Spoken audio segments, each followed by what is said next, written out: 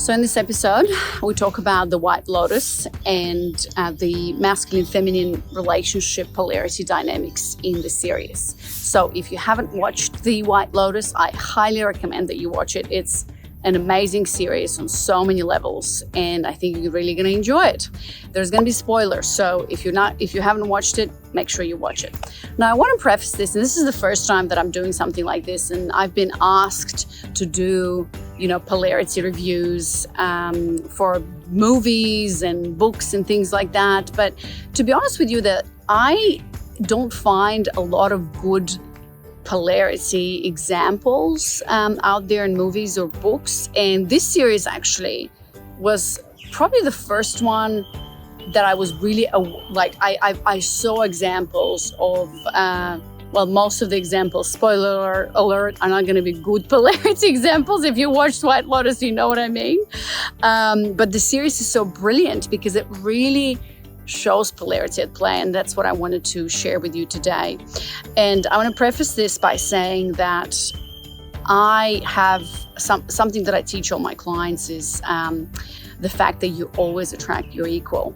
And why I think that the White Lotus is such a brilliant series is because it shows that there is no scenario where two people have come together into a relationship. One of them is a complete asshole, for example, and that could be a woman or a man, and the other one is just like this amazing human being with no flaws, no things, and just, things do not happen in a vacuum. We always attract our equal in terms of what we believe about ourselves, in terms of our behavior patterns, and so on and so forth. And so I came to this amazing little, park where my daughter usually plays. And so I decided to record this video. Let's see how long my hand is. It's already becoming tired. Oh, Anna, you need to do more Pilates or lift weights and shit.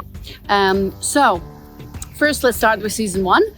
So in season one, I'm going to tell you about two things, two polarity dynamics. Well, the second one is not really a polarity dynamic, but it's directly related to it. And the second season, we're going to talk about three, because the second season is like freaking amazing in terms of watching couples do their polarity stuff. And so let's talk about the first season, and drum roll. And I'm only going to talk about couples because it's all mostly about couples and things in the White Lotus. But I'm only going to talk about the couples where the polarity dynamic is very pronounced, okay? I'm not going to touch on everything. I'm just going to touch on what's very pronounced so that you can, as you watch, or if you watch, you can really see and understand what's happening. So in season one, the first dynamic that we're going to talk about is Mark and Nicole. I can't even pronounce their last name, but basically Nicole is, and they're all in Hawaii at the White Lotus Resort, right? And so basically Nicole is this highly successful, ambitious woman. I think she's the CFO of this amazing tech company. And it's very clear that she is the one who paid for this vacation. She's the person in the relationship that wears the pants. She makes the money. It's very clear. Even when Quinn, his son, asks his dad, is this about the fact that mom makes more money than you? I thought it was so funny. But anyways, she is playing she's in her masculine. She's in her masculine at work. She's in her masculine in the relationship as well. And how we know that is by the fact that her husband, Mark, and they have two children, her husband, Mark, is completely emasculated by her, by society. He's emasculated himself. And it's really interesting that the series starts with, I think it's in the second episode, actually. It starts with him, or how we get introduced to them is when Mark has, his balls are swollen, and he thinks that he's got testicular? Oh my God, I don't know, testes cancer. And think about the symbol of that. The symbol of masculinity is what? A penis or balls, right? And it all starts with his balls being swollen and literally masculinity, his masculinity being swept out, or he's sitting there nervously waiting for news. So I thought this was really powerful, and whoever wrote the series is brilliant in that way, because there's so many images. What I love about this series is there's so many images and themes, and the music is my favorite part. But anyways, let's not talk about the White Lotus. Let's get back to polarity. So right from the beginning, we see the woman being in her masculine, the man being in his feminine. And that further gets exacerbated by the fact that, well, down the line, he finds out he doesn't have testicular, oh my God, never mind. Cancer, he doesn't have cancer, but his uncle calls him back because he called his uncle to find out, he knew his dad basically died of cancer. And then when his uncle tells him, well, actually, no, your dad died of AIDS. And he was like, what? How did he die of AIDS? Well, how do you think he died of AIDS? So he finds out his father is gay. And so that was a really interesting moment as well, because then he starts to kind of be in this like weird, what a shock, right? To find out that your dad lived this double life. And so we see this really interesting line of masculinity and how, whatever has been, and actually this theme of what has been passed from the father to the son, even in season 2. I can't remember the old man's name, the Italian family, the grandfather, the father, and the son. And the father says, like father, like son. And so it's really interesting how, we find that out, and we see this man going through this complete,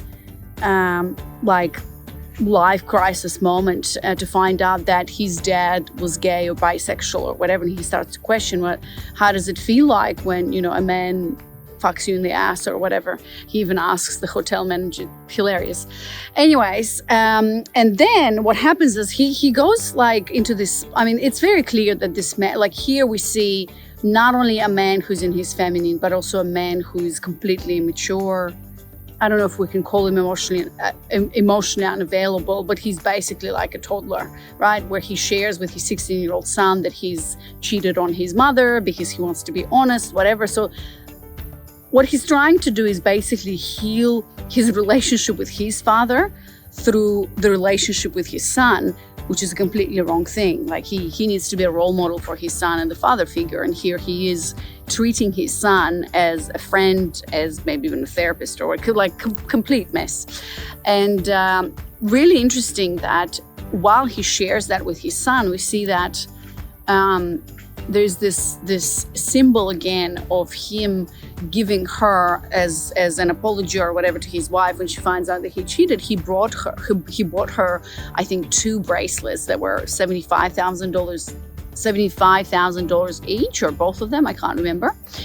And he's like, with my own money.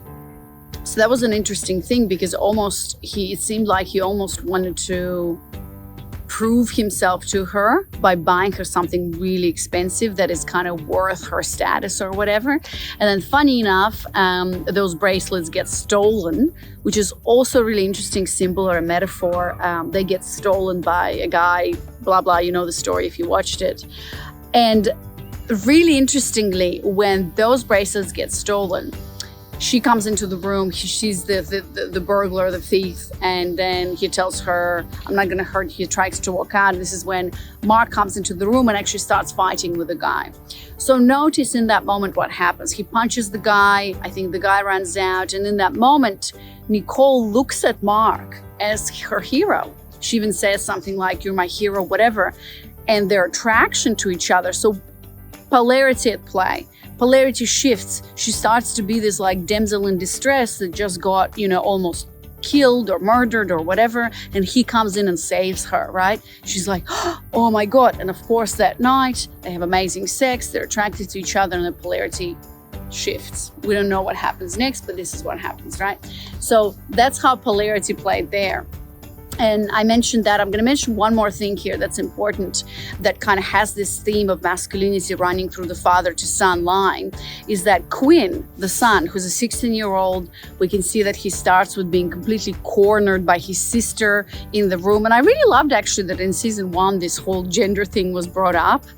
And when Nicole was saying that, my son is now in not the minority, but is the one who's being bullied and ridiculed, and he can't get a job and blah, blah, whatever.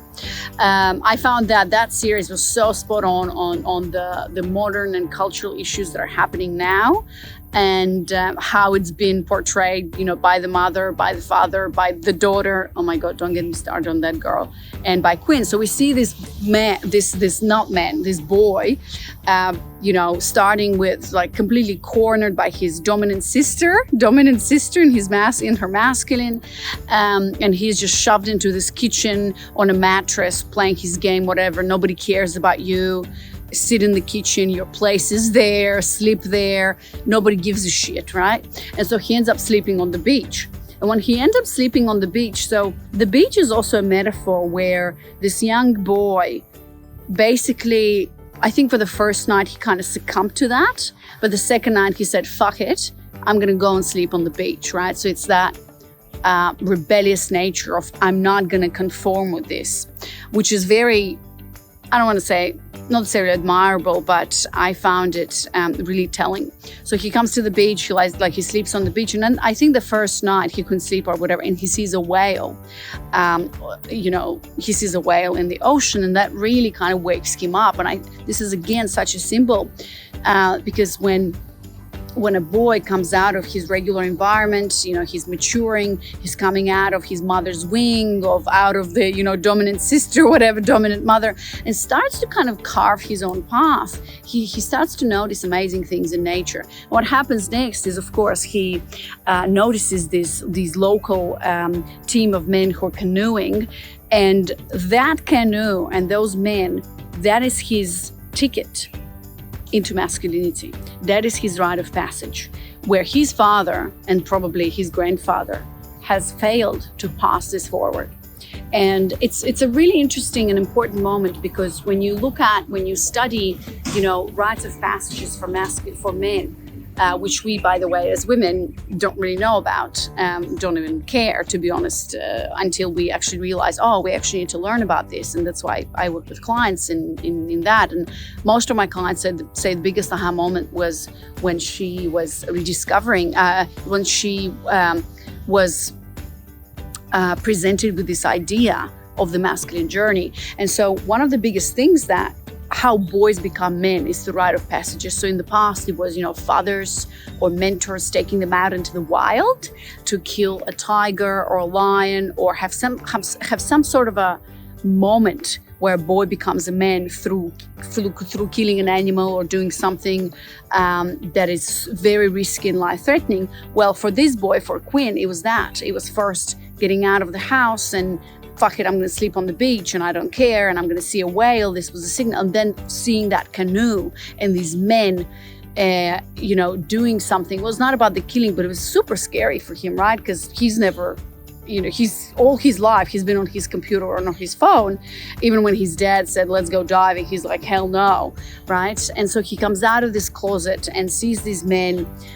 In a couple of days, approaches them. And I loved how he, at the end, when they were leaving, he said, I'm not going back. I want to stay here. I want to do school and everything. So this was his moment of saying, I want to be a man. Let me be a man, because you guys have failed to be a role model. This is what happens I love this series because it shows real life. Because you guys, the parents who are telling me I'm a minor, you don't have your shit together, and yet you tell me when I'm trying to I'm not saying that they should have let him stay there, but I was actually thinking about this. I'm like, could have this been arranged, right? And so, in the end, he gets in the canoe, and every morning he goes with these guys, right, to build up his testosterone, release his testosterone, really be with men, we don't know whether they're good men or not, but it's a symbol of his developing his masculine. And then in the end, I loved it. I loved it when he runs away from the airport to stay in Hawaii. Well, I don't know how much he's going to say, but whatever. He escapes because he says basically a big fuck you to everything and to his parents and say, I'm going to stay here. He doesn't care about his phone anymore. He follows his path. He follows his heart. So now let's talk about season 2. Oh my God. Okay. So my favorite. Well, I actually don't know which one was my favorite. Season 1 was hilarious. Season 2 was great too. So anyways, they go to Italy, to Sicily, which now I want to go. And I was like Googling, how can we go to Sicily? But anyways, there's 3 couples there that we're going to talk about. The first, 3 couples, actually, one triangle that we're going to start with. And the second one is going to be the two couples, which is Harper and Ethan, and Cameron and Daphne. But actually, we're going to talk about that in the next episode, in part 2. We're going to talk about season 2. If you're watching this and you want to know more about masculine feminine polarity and how to create that polarity in a relationship, because it's extremely important, it's the foundation of it, go to this video next, where I can tell you more about how to create that proper, healthy feminine masculine relationship, polarity in your relationship. I'll see you there.